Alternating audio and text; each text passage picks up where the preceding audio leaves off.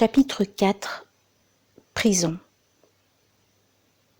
Comme prévu, il ne s'est rien passé durant le week-end. À 11h30 et 17h30, les 3 prisonniers auxiliaires en charge de la cuisine sont venus servir les repas. Nous devions présenter nos plateaux à l'entrée de nos cellules respectives. Ils étaient aimables, à l'exception de l'un d'entre eux, qui me fit tout de suite comprendre qu'il ne m'appréciait pas. Dès les premiers jours de mon incarcération, j'ai senti que l'enfermement et la solitude me poussaient souvent à grossir les événements et parfois à surréagir, comme si mes sentiments étaient hypertrophiés. Un regard, un sourire, un mot, une réaction en soi anodine pouvaient être interprétés et surinterprétés au gré de mes humeurs, de mes peurs ou de mes méfiances. Tout pouvait prendre une importance démesurée. Un propos insignifiant que j'aurais négligé dans la vie quotidienne pouvait mobiliser mon attention, voire ma rancœur, pendant des heures, voire des journées.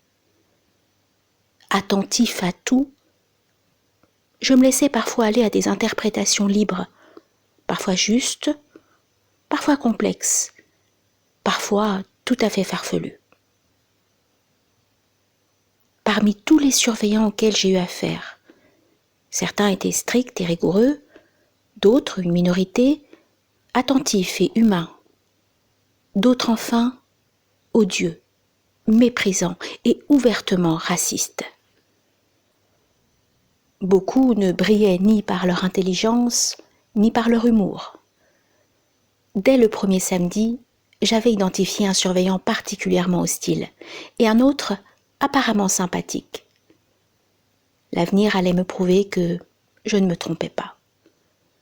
L'hostilité du premier était l'expression d'un respect rigoureux de la règle, sans effusion de sentimentalité, mais avec un souci de justice que je finis par apprécier.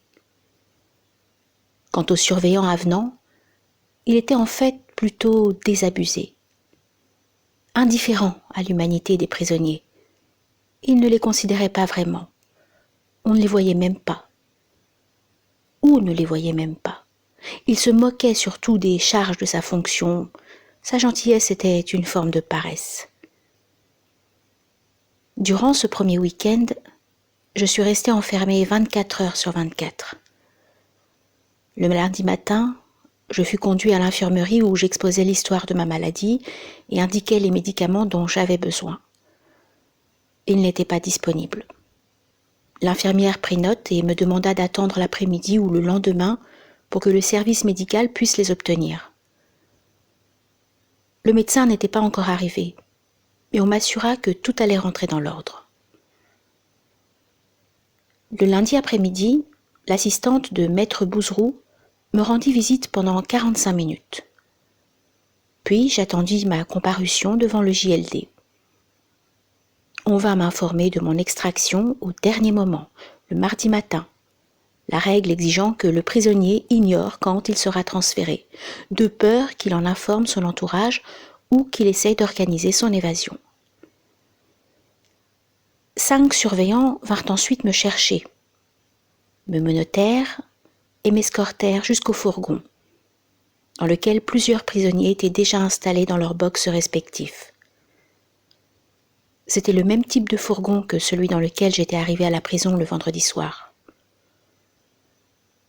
Avant d'entrer, je pus entrevoir l'importante escorte qui allait nous accompagner, les gardes en cagoule et lourdement armés. Le film continuait.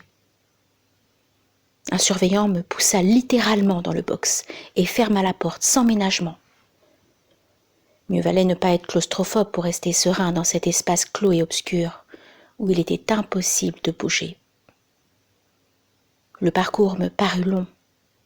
J'entendais les sirènes annoncer le passage de notre convoi.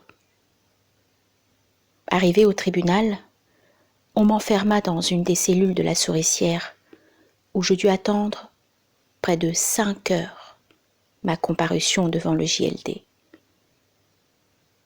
Ne sachant pas ce qui allait se passer, je chassais méticuleusement de mon esprit tous les sombres pressentiments qui m'avaient accompagné durant la garde à vue, devant les juges et jusque dans ma cellule. Les mots de mon conseil résonnaient dans ma tête.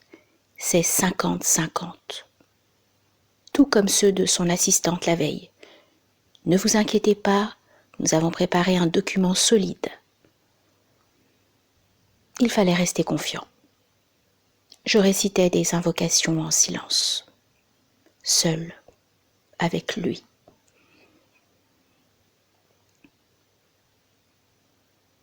Lorsque j'entrai dans le bureau du JLD, M. Pierre-Emmanuel Cully, je fus parcouru par une sensation étrange. J'eus immédiatement l'intuition que le résultat serait défavorable. L'attitude de ce juge, au regard fuyant, ne laissait pas grand doute sur sa décision. Assis en arrière sur sa chaise, glacial, il évita de me regarder durant toute la comparution. Maître Bouzeroux avait préparé une défense qui s'attachait à relever les incohérences et les invraisemblances du dossier, les mensonges et les contacts entre les plaignantes, l'oubli étrange des éléments à décharge, etc. Il plaida 20 minutes environ devant un juge impassible. Nous sortîmes du bureau pour attendre la décision. Mon conseil et sa collègue ne disaient rien. C'était la première fois que je revoyais Maître Bouzeroux depuis la décision du vendredi précédent qui m'avait amené à choisir le report de la comparution et la prison. J'en profitais pour lui dire combien j'avais été affectée par le fait qu'il n'était pas venu me voir le samedi comme nous en avions convenu. J'avais tant de questions. Il le prit comme un reproche, pour cause, et me répondit, sur un ton agacé, qu'il avait dû choisir entre me rendre visite ou travailler sur mon dossier. Il n'avait pas eu le temps. Ces mots, prononcés froidement et sans un regard, me blessèrent d'une façon étrange. Mal à l'aise, je restai silencieux quelques minutes. Je craignais bien sûr la décision du JLD. Enfin, je demandai à Maître Bouzeroux quel était son pressentiment. Cette fois, il me regarda en me répétant ce qui était apparemment une de ses formules d'usage. Je vous l'ai dit, c'est 50-50. On ne sait jamais, ces juges ont tous les pouvoirs. En l'occurrence, il n'y avait guère de doute. Je lui demandai quelles seraient les prochaines étapes si j'étais maintenue en détention. Il me répondit du tac au tac. Nous ferons appel, et là, nous aurons sans doute plus de chance. Sa formulation révélait, sans qu'il en eût vraiment conscience, qu'il avait bien la même intuition que moi. L'issue, ce jour-là, ne serait pas favorable. Nous fûmes de nouveau admis dans le bureau du juge avant d'être informés de sa décision. Ce fut rapide et sec. Il confirmait la décision du parquet et des juges d'instruction. J'étais maintenue en détention préventive. Les motivations étaient proprement sidérantes. Lorsque mon avocat me donna connaissance de leurs détails, le surlendemain, je n'en crus ni mes yeux ni mes oreilles. Est-il possible qu'un juge envoie un homme en prison en s'appuyant sur de fausses informations et sur des énormités manifestes? Monsieur Pierre-Emmanuel Cully, juge des libertés et de la détention, me jetait en prison au motif que j'avais 2 nationalités, égyptienne et suisse, et que l'on pouvait donc craindre que je fuis en Égypte. Or, il se trouve que je n'ai jamais eu de passeport égyptien de ma vie. Le juge avait dû glaner cette information erronée sur le net, plus précisément sur la page très loufoque de Wikipédia qui m'est consacrée, laquelle est principalement tenue et mise à jour par mon ennemi de toujours, le journaliste retraité Yann Hamel, qui n'en est pas à une approximation et à un mensonge près.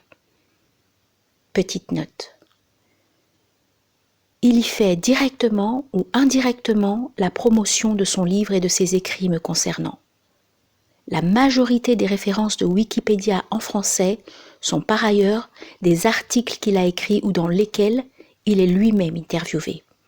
Fin de la note. Le juge ajoutait, sans peur du ridicule, que je pourrais chercher asile en Égypte, pays d'où je suis banni depuis plus de 25 ans, à cause de mes critiques répétées de la dictature, et où je risquerais de finir mes jours en prison. Le gouvernement suisse m'avait informé dès 1995 que je devais éviter de m'y rendre, car j'y serais aussitôt arrêté et condamné. Petite note. Le gouvernement suisse, par l'intermédiaire de la protection consulaire, m'a informé qu'il pourrait m'éviter la torture, sans aucun pouvoir sur le nombre d'années que je serais amené à passer dans les géoles égyptiennes si je m'y rendais. Fin de la note. Non content de cet argumentaire grotesque et fallacieux, le juge ajoutait qu'il existait un risque de récidive. Petite note. Cet argument sera répété à chacune de mes demandes de remise en liberté. Fin de la note. Ainsi, sans le moindre respect pour la présomption d'innocence, ce juge laissait entendre que, respectivement, 8 ans et 5 ans après les faits qui m'étaient reprochés, je pouvais recommencer ce dont il n'existait aucune preuve que je l'eusse commencé un jour. Il ajoutait qu'il y avait un risque de menace et de pression que j'étais susceptible d'exercer sur les plaignantes. Cet élément reviendra systématiquement à chacune des étapes de la procédure, sans que ni les plaignantes ni personne ait jamais pu fournir la moindre preuve en ce sens. Aucun élément à décharge, bien sûr, n'était retenu. Aucune mention des pièces fournies par mon conseil. Maître Bouzeroux m'apprendra par la suite que M. Pierre-Emmanuel Cully est le même magistrat qui avait autorisé que 2 témoignages sous X soient intégrés à mon dossier. Non seulement il était au courant de mon affaire, mais il avait déjà été impliqué dans une décision me concernant. La règle veut pourtant, selon les indications de mon avocat, que le JLD qui statue sur un cas n'ait pas été au préalable associé au dossier d'une façon ou d'une autre. Manifestement, on ne faisait pas grand cas de ces détails. Les juges ont bel et bien un pouvoir quasi discrétionnaire. Les connivences sont la règle et ils se passent les dossiers en connaissance de cause. Reste à savoir quelle cause ils servent réellement. Mon conseil était en colère. C'est une mascarade. Les motivations sont grotesques et hallucinantes. Je partageais son point de vue. La façon dont avaient été menées les premières investigations, le ton et l'orientation des interrogatoires lors de la garde à vue, l'attitude des juges d'instruction et leur volonté d'oublier les éléments à décharge, jusqu'aux motivations ubuesques du JLD, tout montrait que mon incarcération avait été préalablement décidée et organisée. L'objectif et la conclusion étaient prédéterminés. Il s'agissait simplement de sélectionner les éléments et de conduire la procédure dans la direction voulue. J'allais donc retourner en prison et nous ferions appel. Pendant les premières semaines d'incarcération, j'allais vivre au rythme de ces échéances. Comparution, appel, demande de mise en liberté, etc. À chaque fois, des attentes et des espoirs, puis des déceptions, de la tristesse et un profond sentiment d'injustice et d'impuissance. Ces hauts et ces bas ont eu un impact sur mon moral, ma force mentale, ma capacité à faire face. J'avais besoin, après chaque déconvenue, de retrouver l'énergie et de préserver l'espoir.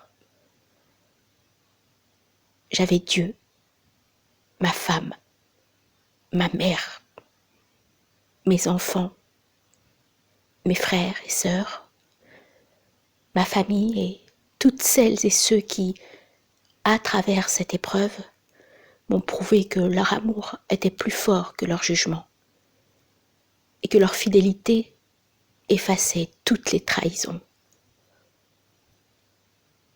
Plus largement, beaucoup n'étaient pas dupes et critiquaient le traitement injuste auquel j'étais soumis. Tout en questionnant ces motivations réelles, je les ai remerciés 1000 fois, muettement, dans mes prières et mes invocations. Je pensais aussi à ceux que j'avais blessés et déçus. Je les comprenais et parfois je leur parlais en silence, espérant leur compréhension et leur pardon. Je me suis aussi appliquée peu à peu, en douceur, à chasser de mon esprit les pensées négatives et à libérer mon cœur de la rancœur et du ressentiment vis-à-vis de ceux qui s'étaient montrés égoïstes, ingrats, lâches et parfois injustes dans leur jugement. Je traçais, presque à mon insu, un chemin vers ma paix intérieure. Je devais faire face à qui j'étais, savoir qui m'accompagnait et où j'allais. Ma sclérose en plaques avait été diagnostiquée en 2014. En retraçant l'historique de mes symptômes, les médecins en ont conclu que ma première crise remontait sans doute à 2004, lorsque le signe de l'hermite s'était une première fois manifesté. Depuis 2014, ma maladie se manifestait par des fourmillements, parfois très denses aux jambes et au bout des doigts, des problèmes de digestion et des accès de fatigue. Mon mal n'était pas handicapant, même si ces manifestations allaient croissant. Je vivais avec et j'avais décidé de n'en informer qu'un cercle très restreint d'amis et de collègues. J'étais suivie par plusieurs médecins de Londres, Genève et Doha, et leur conclusion commune, compte tenu de la nature et de l'évolution des symptômes, était que j'étais sans doute atteint. Phénomène rare, de 2 maladies, une sclérose en plaques et une neuropathie périphérique dont la nature restait à déterminer. Je suis entrée en prison alors que ces investigations étaient en cours. Après ma comparution, j'ai rencontré le médecin de Fleury-Mérogis, qui a pu me procurer les médicaments que je prenais depuis 4 ans, 2 fois par jour, pour prévenir de nouvelles poussées. Je l'ai informé que mes fourmillements se répandaient sur mon corps et s'intensifiaient. J'avais des maux de tête et des crampes aux cuisses que je n'avais jamais ressenties auparavant. Sans doute était-ce lié à ma situation, au fameux choc carcéral, me fit-il remarquer. Il n'y avait donc pas à s'inquiéter outre mesure. Pendant les jours qui suivirent, la situation ne fit pourtant qu'empirer. Les fourmillements étaient remontés jusqu'à la taille, les crampes m'empêchaient de dormir, et les maux de tête étaient intenses et continus. Je n'arrivais pas à m'apaiser, à me concentrer, ni à lire plus de 20 à 30 minutes. Les différents médecins de la prison me prescrivirent des médicaments toujours plus forts pour apaiser les migraines, les fourmillements et les crampes. Ma tête était en permanence comprimée et je n'arrivais plus à marcher normalement, à cause des contractions aux cuisses et aux pieds. Celles-ci se manifestaient sous forme de lancers qui me terrassaient littéralement. C'est ainsi qu'un soir, vers 22 heures, je suis tombée dans ma cellule, à terre, incapable de faire passer une crampe très douloureuse et de me relever. J'ai frappé à la porte et crié pour appeler le surveillant qui m'a informé, toujours à travers la porte, qu'il ne pouvait ni ouvrir, ni m'aider et que je devais attendre le lendemain. La souffrance était intense et permanente. J'étais passée du seul médicament régulier que je prenais au moment de mon entrée en prison à 5, puis 6, puis 7. J'allais finir par en avaler pas moins de 13 différents par jour, chacun destiné à calmer une douleur particulière. On ne me guérissait pas. On m'assommait pour que je cesse de me plaindre. Le médecin, Le psychiatre, les infirmières et les infirmiers étaient en général courtois et attentifs, mais quelques membres du personnel médical manifestaient soit un racisme ordinaire, soit un agacement prononcé par rapport à mes demandes de soins réitérées. Malade ou pas, je devais être traitée comme les autres, à savoir pas traitée du tout ou mal traitée selon leurs critères. Fort heureusement, cette dernière attitude n'a pas prévalu. Le lendemain de ma chute, le psychiatre me prescrivit du Xanax, un anxiolytique particulièrement fort, dans l'espoir qu'il atténue mes migraines. Le médecin-chef se sentait impuissant et cherchait à amoindrir mes douleurs, faute de pouvoir agir sur les causes. Il rédigea un rapport indiquant que mon état se détériorait sérieusement et qu'il était, selon lui, incompatible avec la détention. Alité la plupart du temps, j'avais l'impression qu'une pioche me frappait la tête à fréquence régulière, irrégulière, sans prévenir. J'évitais les mouvements, de peur d'être saisie de spasmes dont l'intensité était le plus souvent insupportable. Si par malheur les coups à la tête coïncidaient avec une crampe, il me devenait impossible de rester debout. Je ne maîtrisais plus rien et me suis plusieurs fois retrouvée sur le sol, tordue de douleur, incapable de me relever.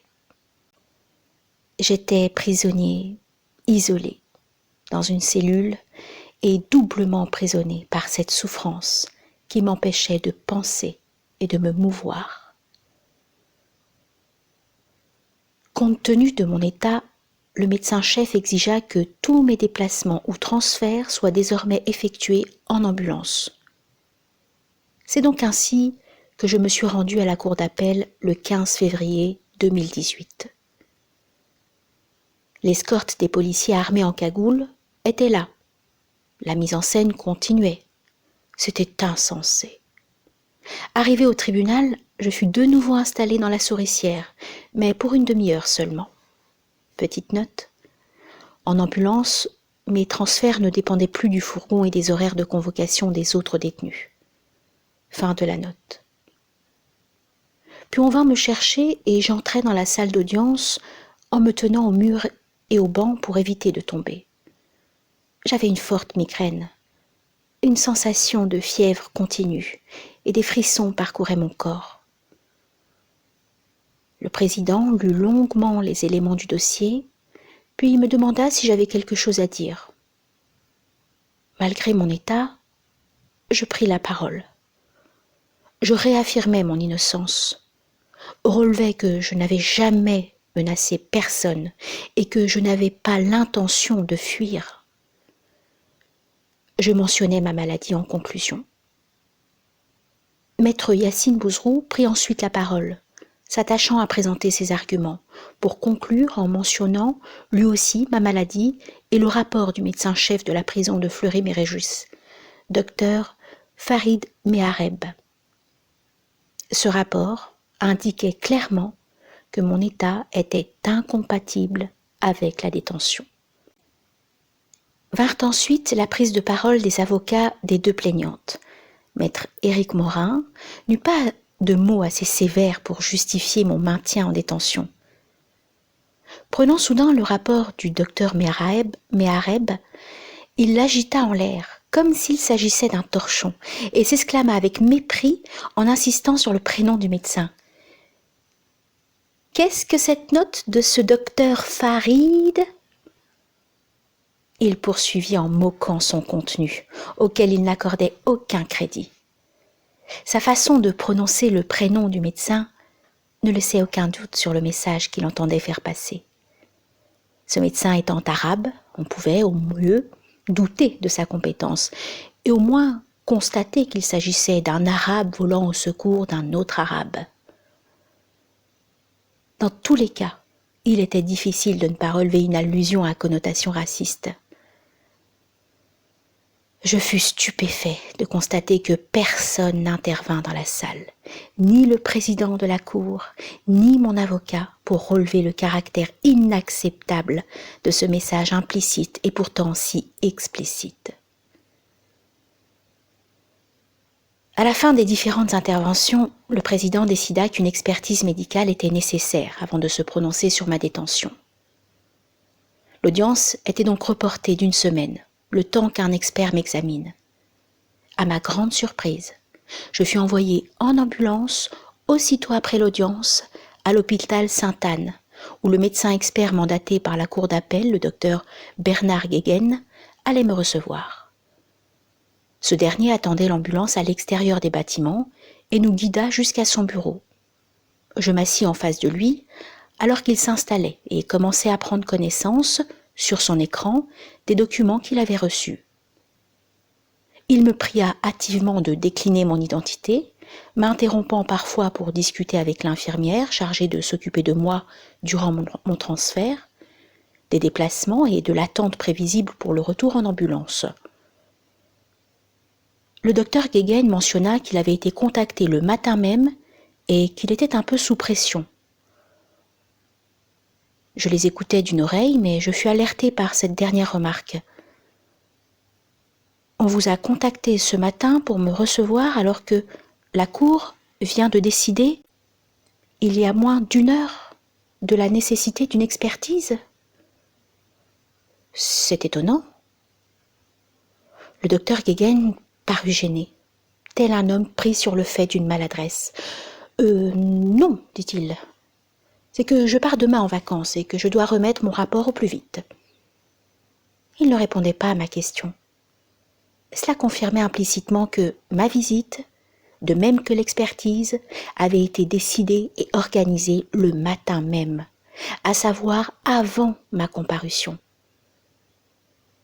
Il m'avait d'ailleurs paru très étrange que l'on m'y emmène aussi vite, au sortir de l'audience. On semblait donc vouloir que ce soit spécifiquement ce neurologue et non un autre qui établisse un rapport d'expertise. Les choses allaient en effet très vite.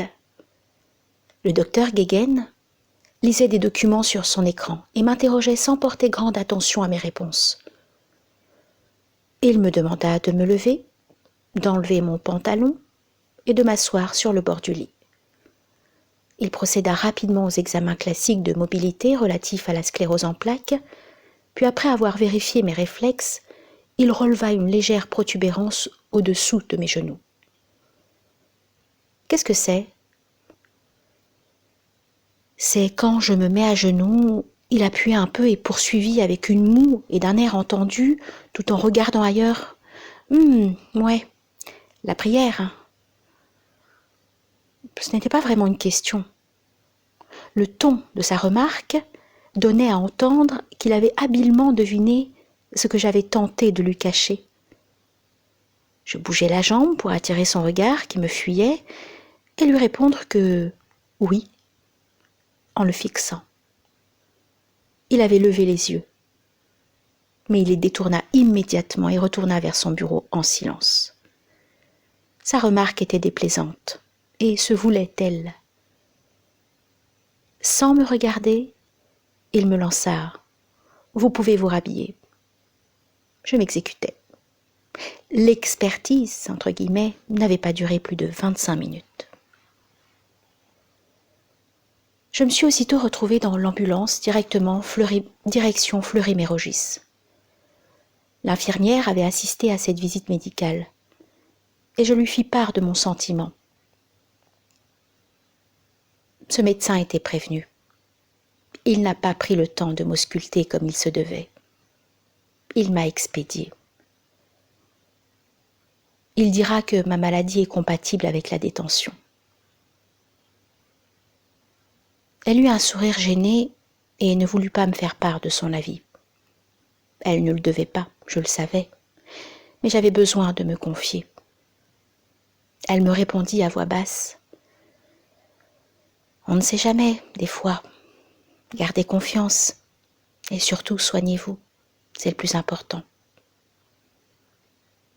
Puis elle détourna son regard et ne m'adressa plus la parole durant tout le trajet, préférant, au nom du devoir de réserve, discuter de loisirs et de cinéma avec le policier en cagoule. Mes pensées étaient sombres. J'avais l'impression que le script était écrit et les décisions prises. Je venais de voir un médecin, un neurologue, un expert qui ne s'était pas intéressé à mes réponses et fort peu à ma maladie. Or, il avait entre ses mains le pouvoir de me maintenir en prison. Le contenu du rapport qu'il rédigea et que je reçus une semaine plus tard était encore pire et plus scandaleux que je n'avais jamais imaginé. Le docteur Bernard Guéguen, qui n'avait donc pas eu accès à mon dossier médical complet, petite note, il avait reçu un simple résumé de l'un des rapports de mon médecin traitant anglais, alors que ma famille avait été priée par mon avocat de traduire en urgence l'ensemble du dossier d'une 30aine de pages. Cet examen médical avait été organisé de façon si précipitée que le docteur Guéguen dut très vraisemblablement recevoir la totalité du dossier après avoir remis son rapport, alors qu'il était déjà en vacances. Fin de la note. Donc le docteur Bernard Guéguen, qui n'avait donc pas eu accès à mon dossier médical complet, se permettait de remettre en question l'existence même de ma maladie. Il était possible, mais pas prouvé, osait-il avancer, que je sois effectivement atteint d'une sclérose en plaques. Alors que j'ai été traitée et suivie pour cette maladie par 4 neurologues pendant plus de 3 années, dont 3 spécialistes mondialement connus. Le docteur Guéguen s'autorisait même, avec une certaine morgue, à corriger certaines formulations anglaises du rapport, ignorant l'essentiel, à savoir son contenu médical. J'ai appris avec surprise, en lisant le compte-rendu de cet expert très pressé, que je mesurais 180 cm et pesais 90 kg. Indication totalement farfelue, à l'image de l'expertise que j'avais subie. 5 cm d'approximation ici, 10 kg d'erreur là. Malade ou pas, il devait être dit et confirmé que ma maladie, ou prétendue telle, était compatible avec la détention. Tout porte à croire que le docteur Bernard Guéguen écrivit ce que l'on attendait de lui. J'ai donc retrouvé ma cellule. Mon état ne s'était pas amélioré. La douleur était là. Je n'arrivais plus à marcher normalement. Le lendemain après-midi, 16 février 2018, les médecins de Fleury-Mérogis décidèrent qu'il était préférable que je sois transférée à l'hôpital de Corbeil-Essonnes. Je prenais déjà une dizaine de médicaments à ce moment-là, sans effet sur mes souffrances. Peut-être s'agissait-il d'une nouvelle poussée de CEP, sclérose en plaques. Mieux valait, selon les médecins, que je subisse des examens complets pour s'en assurer. Je suis restée 2 jours en observation. À la suite des investigations médicales, les spécialistes de l'hôpital ont confirmé que mes symptômes étaient bien liés à une CEP, sclérose en plaques. Ne disposant pas de l'historique complet de l'évolution de ma maladie, il leur était impossible pour l'heure d'affirmer qu'il s'agissait d'une nouvelle poussée. Je resterai sous observation en prison. Pendant ce temps, entretenant le doute et la méfiance, les médias affirmaient que je me disais malade ou que je prétendais l'être. Les juges n'avaient par ailleurs octroyé aucune autorisation de visite à ma famille, dont j'étais toujours sans nouvelles. Cette situation devait se prolonger 1 mois supplémentaire. Mon premier parloir ne me sera accordé qu'à la mi-mars. Avant cette date, aucun contact ni échange avec ma femme et mes enfants. Au total, 46 jours à l'isolement complet depuis la garde à vue. Je fus renvoyée à Fleury-Mérogis avec un protocole de médicaments plus cohérent, même s'il n'avait pas vraiment d'impact réel sur mes douleurs, qui ne s'atténuaient pas. Il m'arrivait de pleurer, tant leur cumul était insupportable. J'étais dans ma cellule en permanence. Aucune sortie, aucune activité. L'aumônier musulman était passé me remettre un tapis de prière et une copie du Coran. Je le lisais chaque fois que mes souffrances m'offraient quelques répits. J'étais censée comparaître le jeudi 22 février 2018. Je m'y préparais du mieux que je pouvais.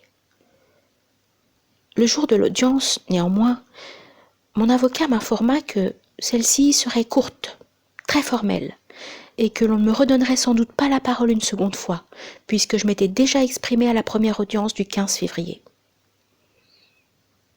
Sur les conseils de maître Bouzeroux et compte tenu de mon état de santé, je décidai de ne pas me rendre au tribunal.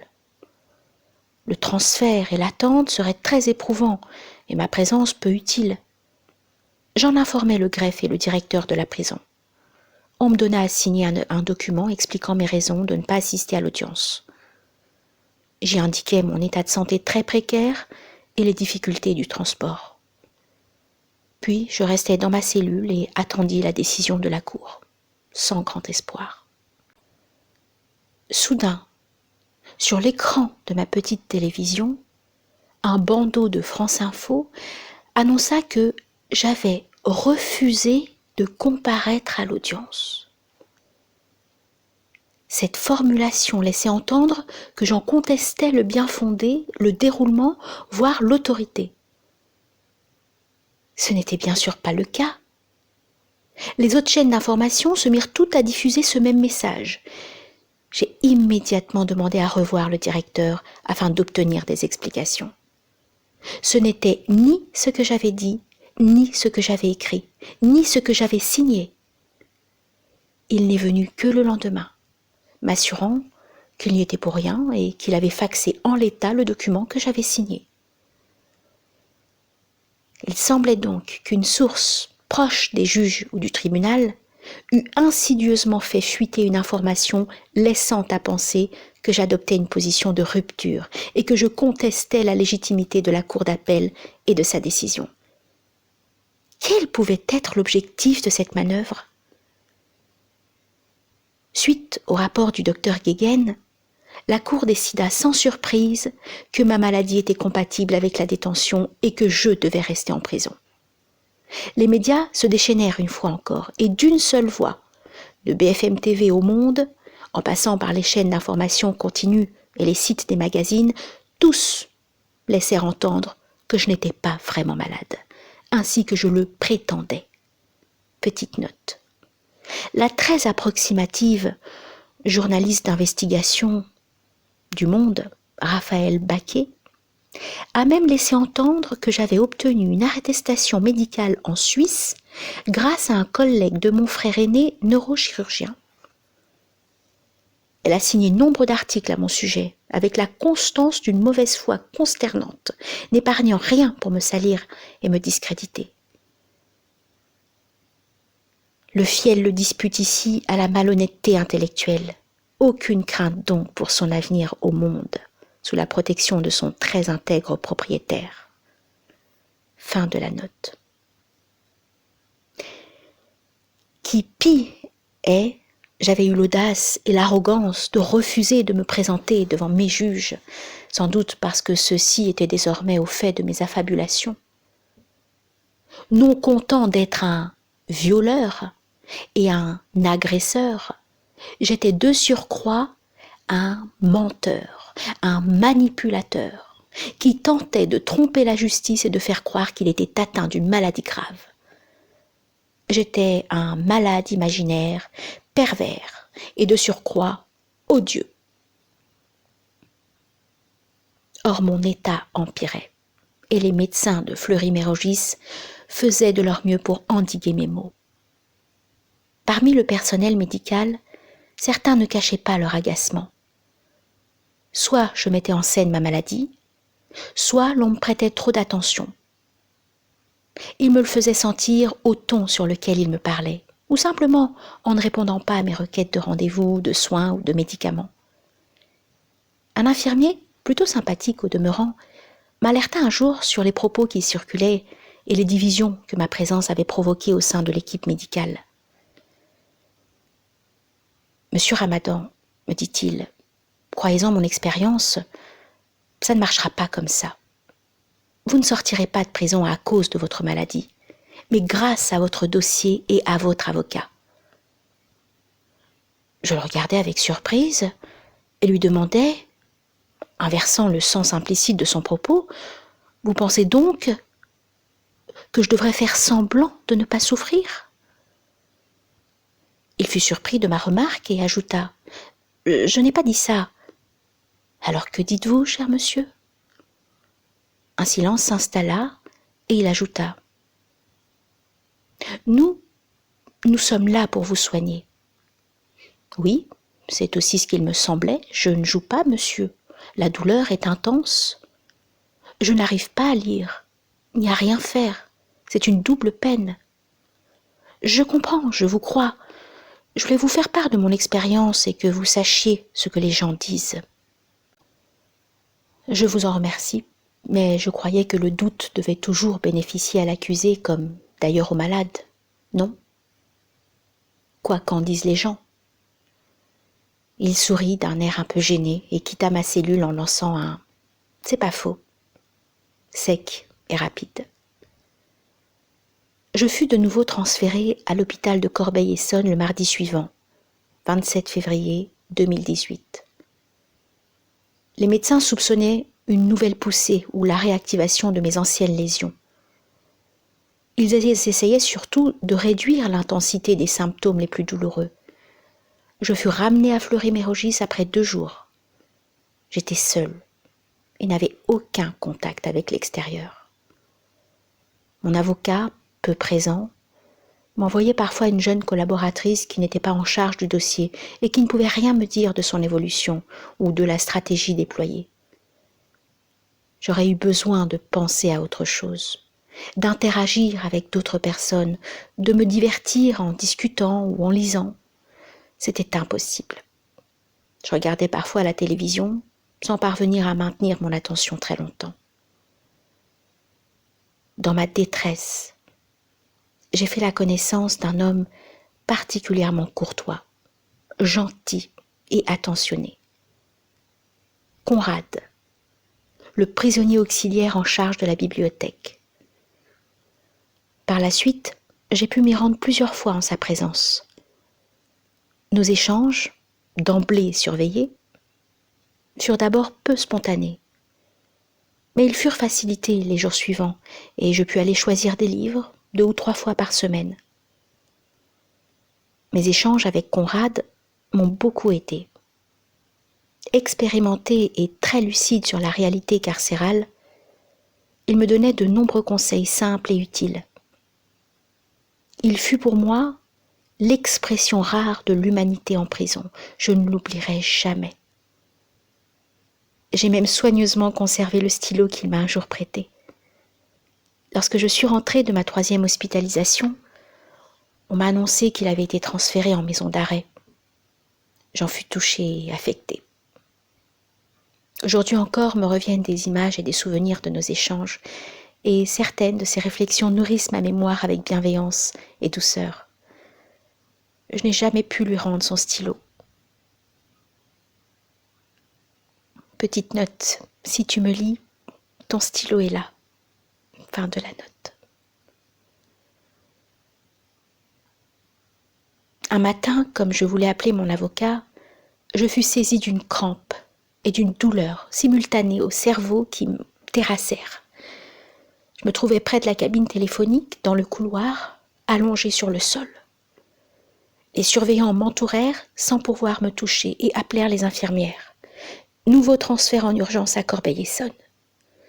Suite à cette 3e hospitalisation, il fut jugé préférable de me transférer à l'unité hospitalière sécurisée interrégionale, UHSI, de la Pitié-Salpêtrière, où je pourrais être traitée par les meilleurs neurologues et spécialistes français de la sclérose en plaques, le professeur Catherine Lubetsky et le docteur Caroline Papex. J'y fus admis le 8 mars, et c'est le chef de service, le docteur Yvain Auger, qui assura le suivi de ma prise en charge. Il m'assura dès le premier entretien qu'il n'avait rien lu à mon sujet et qu'il se désintéressait des médias. Son attitude à plusieurs reprises révéla pourtant un parti pris étonnant et une hostilité manifeste. Tel ne fut pas le cas de la plupart des médecins, infirmiers et surveillants de l'UHSI. Au-delà du docteur Auger, et à quelques exceptions près, j'y ai rencontré beaucoup d'écoute et de bienveillance. Le professeur Lubetsky et le docteur Papex ont très vite ausculté et ont procédé à des examens plus approfondis. Ces deux spécialistes ont confirmé que j'étais atteint de sclérose en plaques, mais exprimèrent un sérieux doute sur l'existence d'une neuropathie périphérique, contrairement à l'opinion des médecins qui me suivaient avant mon incarcération. Elle ne pouvait dire à ce stade si je présentais une sclérose en plaques à évolution progressive, par poussée ou secondairement progressive.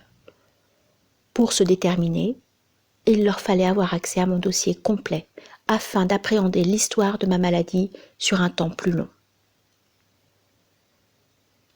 C'est le médecin de la douleur qui réévalua l'ensemble de ma médication. Je continuais à prendre 11 médicaments par jour, alors que mes douleurs ne s'estompaient pas. J'étais alitée 24 heures sur 24 et je ne parlais qu'au personnel soignant. Depuis plus d'1 mois, j'étais coupée du monde, emprisonnée dans cette chambre-cellule et pris au piège dans les filets de ma maladie. Je ne savais rien de l'évolution de mon dossier. Cette épreuve avait un sens et la lumière était devant, à n'en point douter. Mais dans cette nuit, je ne connaissais ni la direction, ni l'issue. J'accédais de l'intérieur à mon insignifiance. On est bien peu de choses, dit l'adage populaire. En prison, entre 4 murs, livré aux décisions d'autrui, la conscience de ce peu de choses fut une promesse d'élévation spirituelle. C'est l'apparent paradoxe de cette initiation par la souffrance.